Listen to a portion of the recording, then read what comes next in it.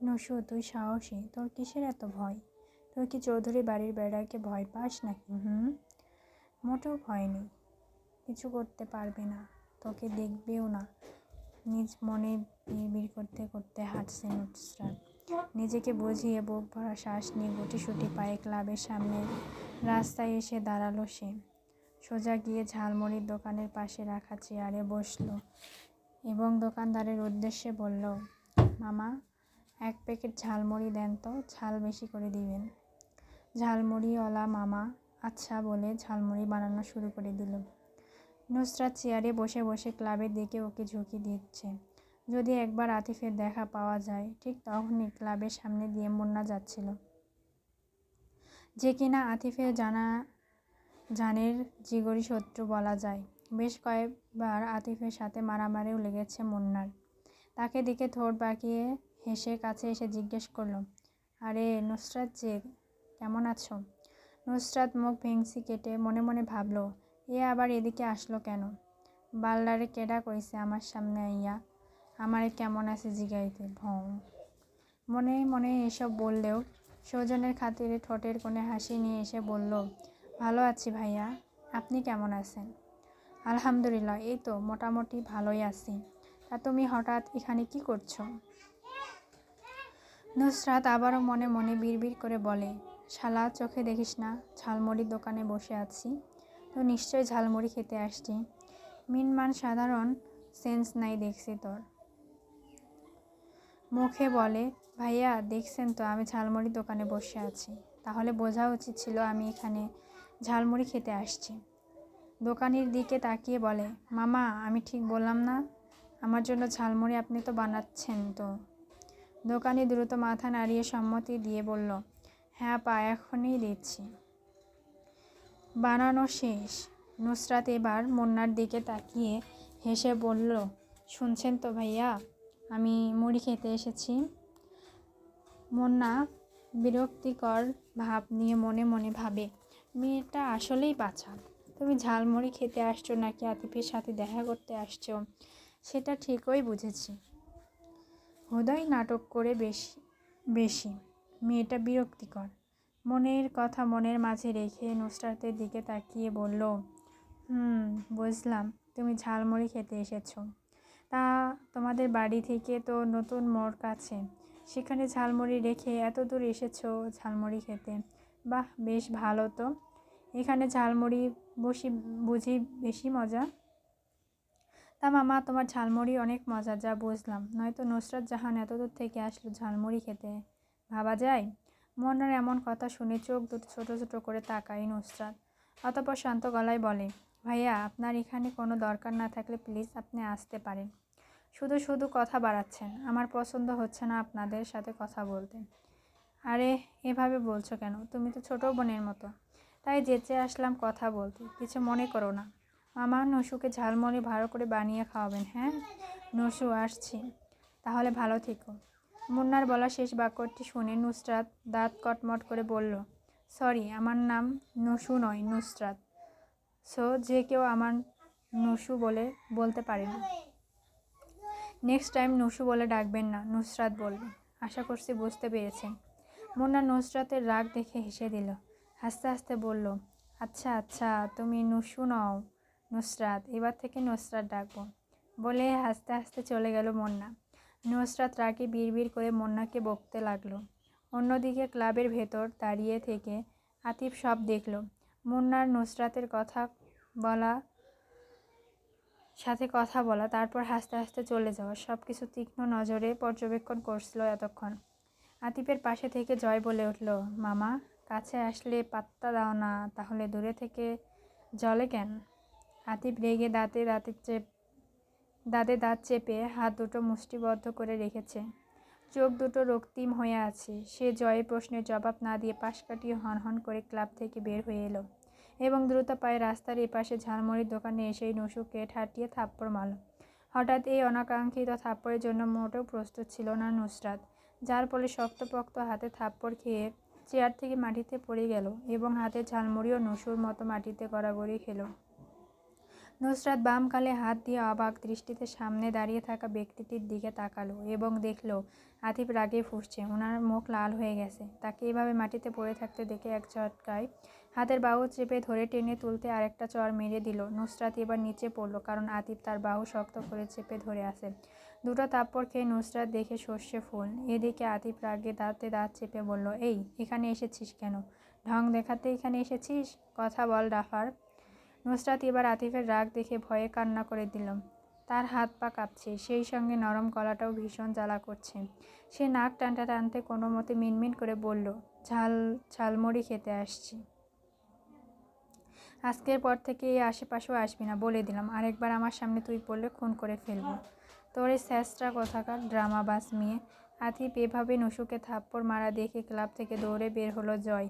এসেই আতিফের হাত থেকে নুসরাতকে ছাড়িয়ে নিল এবং আতিফকে ধাক্কা দিয়ে বলল, রাস্তা নাটক মারাও তুমি? নুসুকে থাপ্পড় দিল কেন শালা? তোর দেহি ঠাটিয়ে দুটো শালা মাদারচোদ। জয়ের আগে গজগজ করতে করতে কথাগুলো বলে নুসরাতের কান্নারত মুখের দিকে তাকিয়ে বলে, নুসু তুমি ঠিক আছো? জয়ের দরদ দেখে আতিফ খ্যাক করে বলল, এই ঠিক আছে কি না আবার জিজ্ঞেস করছিস? এই মেয়ে সবসময় ঠিকই থাকে, ঠিক না থাকলে এমন চেষ্টামো করে কিভাবে? 2 দিন পর পর ক্লাবের সামনে এসে ঘুরঘুর করবে, বিরক্তিকর একটা। আতিফের কথায় লজ্জায় অপমানে কষ্টে নুয়ে পড়ল নুসরাত। কোনো মতে জয়কে আমি ঠিক আছি বলে নিচ থেকে ব্যাগটা তুলে দৌড়ে সেখান থেকে চলে গেল। কিছুটা সামনে এসে রিকশায় উঠে গেল এবং পুরোটা রাস্তা কান্না করতে করতে বাড়ি এসে পৌঁছালো। ভাড়াটা মিটিয়ে বাসায় ঢুকে চোখ মুখ মুছে কলিং বেল চাপলো। মোস্তাকিম এসে দরজা খুলে দিল। নুসু কিছু না বলে সোজা নিজের ঘরে ঢুকে দরজা বন্ধ করে দিল। জয় রাগে আতিফের দিকে তাকিয়ে দাঁতে দাঁত চেপে বলল, শালা আজকে যা করলো তোমার আশেপাশে কেন? তোমার ছায়ারও 80 হাত দূরে থাকবে নুসু। শালা তুমি পস্তাবে ভীষণভাবে। তখন নুসুর পায়ে ধরে মাপ চাইলেও মাপ পাইবে না, বলে দিলাম। আমার কথাটা একসময় মিলিয়ে নিও। আতিফের কিছু না বলে রাগে সেখান থেকে চলে গেল। দুপুর গড়িয়ে আসছে। চৌধুরী মেনশন ড্রয়িং সোফায় বসে থেকে অয়ন ও অনু টিভি দেখছে। হঠাৎ করে তারা খেয়াল করলো তাদের বড় ভাই রেগে মেগে বম হয়ে বাড়িতে প্রবেশ করেছে। হুট করে আতিফকে এভাবে রেগে বাড়িতে ঢুকে সোজা ওপরে চলে যাওয়া দেখে 2 ভাই বোন একে অপরের মুখে চাওয়াচাই করলো। অনু কৌতূহলী গলায় বলল, ভাইয়ার দিকে তাকিয়ে শুধালো, কি হলো এটা ভাইয়া? এমনভাবে রেগে আছে কেন বড় ভাইয়া? আমরা যে বসে আছি দেখলই না? তোর ভাই দেখা দেখির মুডে নেই, যেই রেগে বোম হয়ে আছে। বাপরে, যেভাবে ঢুকে ওপরে গেল মনে হচ্ছে আরেকটু হলে সিঁড়ি ভেঙে যেত। অয়নের কথা শুনে অনু সিরিয়াস মুখে বলল, হঠাৎ করে কি এমন হলো আল্লাহ জানে। অয়ন সোফা থেকে উঠে বলল, জানি না কি হয়েছে, কিছু হলে তুইই আগে জানবি। বলে উঠে চলে যাওয়া ধরলে পিছন থেকে অনু জিজ্ঞেস করে, আমি কিভাবে জানবো আগে? অয়ন পিছনে ঘুরে বোনের দিকে তাকিয়ে বলে, জানবি তুই আগে জানবি, মিলিয়ে নিস কথা। বলেই সিঁড়ি বেয়ে উপরে চলে গেল নিজের রুমে। এদিকে অনু সোফায় বসে বসে চিন্তা করতে লাগলো, সে কিভাবে জানবে সবার আগে। এসব ভাবতে ভাবতে বাড়ি থেকে বের হয়ে বাইরে এলো। বাগানে এসে দোলনায় বসতে না বসতেই নুসরাতের কথা মনে পড়ল। সে কিছু একটা ভেবে দৌড়ে বাড়িতে ঢুকে নিজ রুমে চলে গেল। বিছানায়, ড্রেসিং টেবিলে, ড্রয়ারে সব জায়গায় খুঁজে খুঁজে ফোন বের করে প্রাণপ্রিয় বান্ধবীর নাম্বারে কল লাগলো। নুসরাতকে পরপর 5-6টা কল দিয়েও না পেয়ে এবার বাড়ি ফোন কল দিল। সোফায় বসে টিভি দেখছিল মোস্তাকিম। ফোন বাজতে দেখে সে ফোন তুলে কানে গুঁজে হ্যাঁ হ্যালো বলে। ফোনের অপর প্রান্ত থেকে অনু বিচলিত কণ্ঠে জিজ্ঞেস করলো, কে বলছিস তুই মোস্তান? তোর বোন কই? এতগুলো কল দিলাম রিসিভ করে না কেন? কি করে তোর বোন? আস্তে আস্তে বলো আপু, এক নাগারে এত কথা বললে কোনটা রেখে কোনটা বলবো? আচ্ছা তুই বল, তোর বোন কোথায়? আপু সকালে কোথায় যেন বের হলো, তারপর কিছুক্ষণ আগে বাসায় ফিরে রুমে যে ঢুকলো আর বের হয়নি। অনু চিন্তিত গলায় বলল, তুই ডাকিসনি? আর আন্টি কোথায়? আম্মু আব্বুকে নিয়ে ডাক্তারের কাছে গিয়েছে চেক আপ করাতে। ও ও আচ্ছা আচ্ছা, শোন, আমি আসছি কিছুক্ষণের মধ্যে, রাখি। বলে কাল কেটে দিল অনু। ফোনটা বিছানার ওপর রেখে ওয়ার্ড্রোব থেকে জামা কাপড় নিয়ে দ্রুত ওয়াশরুমে গিয়ে ফ্রেশ হয়ে বের হলো। অনুকে রেডি হতে দেখে ওরু এসে জিজ্ঞেস করলো, কোথায় যাচ্ছিস আপু? শ্বশুর বাড়িতে যাচ্ছি, আম্মুকে বলে দেরি হতে পারে, আমি রিক্সা নিয়ে চলে যাব, সমস্যা হবে না, পৌঁছে ফোন দিব, নিয়ে আসছি। এক নাগাড়ি কথাগুলো বলে ছোট বোনের থেকে বিদায় নিয়ে দ্রুত বাড়ি থেকে বের হয়ে গেল এবং একটা রিক্সা নিয়ে চলল বান্ধবীর বাড়ির উদ্দেশ্যে। তাদের বাড়ি থেকে নুসরাতের বাড়ি বেশি দূর নয়, 20 কি 30 মিনিট রাস্তা। নুসরাতদের বাড়ি এসে কলিং বেল চাপে অনু। মোস্তাকিম যেন এতক্ষণ দরজায় দাঁড়িয়ে ছিল। সে সাথে সাথে দরজা খুলে অনুকে ঢুকতে দিল। অনু ভেতরে প্রবেশ করে জিজ্ঞেস করলো, তোর বোন এখনো বের হয়নি? না আপু, আর বের হয় নাই। মোস্তাকিমের কথা শুনে অনু আর কিছু না বলে নুসরাতের রুমের দরজায় গিয়ে ধাক্কাতে লাগলো এবং চিল্লিয়ে বলল, নুসুর বাচ্চা, দরজা খোল, নয়তো ভেঙে ফেলবো। কি হয়েছে রে, দরজা খুলবি নাকি ভাঙবো? নুসরাত অনুর গলা শুনে মাথা ওপর থেকে বালিশ ফেলে চট করে গিয়ে দরজা খুলে অনুকে জড়িয়ে ধরল। এই আটার বস্তা সর ওপর থেকে, আল্লাহ আমার কোমরের হাড্ডি সব ভেঙে ফেলবি তো। অনুর কথায় পাত্তা না দিয়ে নুসু এবার জোরে কেঁদে দিয়েছে। অনু নুসুকে এইভাবে নিয়ে ঠেলে ঠুলে বিছানায় ধপ করে পড়ল। নুসু যেন আরো টাইট করে ধরছে অনুকে। নুসু বেবি, কি হয়েছে বল আমায়।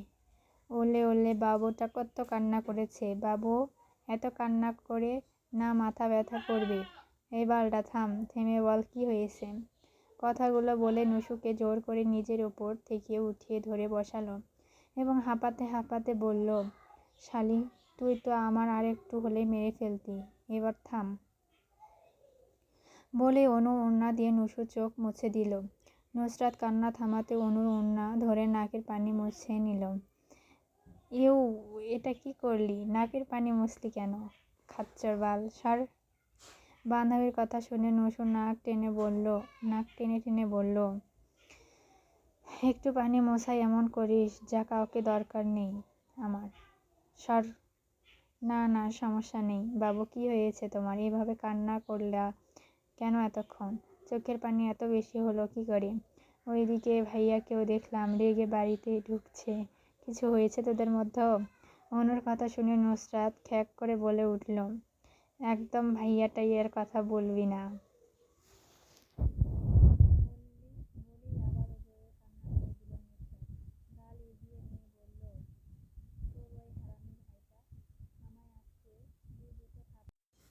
জান, আজকের পর থেকে তুই ভাইয়াকে পাত্তা দিবি না, একদম ইগনোর করবি। রাস্তার পাশে ময়লার ডাস্টবিনকে যেভাবে ইগনোর করে চলে যায় তেমনই। বুঝেছিস কি বলছি আমি? অনুর কথা শুনে নুসু মাথা নাড়িয়ে হ্যাঁ বোঝালো। সেটা আবার অনু বলে, তোকে যদি দেখছি একটা কথার নড়চড় হতে, তাহলে আমি তোকে আরও 2টা থাপ্পড় দিব। নুসু নাক টানা বন্ধ করে মুখটাকে গম্ভীর বানিয়ে বলল, কথার কোনো নড়চড় হবে না। এবার যেভাবে অপমান করছে ভুলতে পারবো না। আর যা যা বলছে আসলে হয়তো এগুলো সত্যি। আমি তো সত্যিই ছ্যাঁচড়ামো করি। 2 দিন পর পর ক্লাবের সামনে গিয়ে ঘুরঘুর করি তোর ভাইয়াকে দেখার জন্য। সব কথাগুলো সত্যিই বলছে। আসলে আমি 3rd ক্লাস মেয়ে। একটা দিব ধরে। তুই 3rd ক্লাস হতে যাবি কেন? যে বলছে তার 14 গোষ্ঠী 3rd ক্লাস। 14 গোষ্ঠীর মধ্যে তুইও পড়িস, ভেবে বল।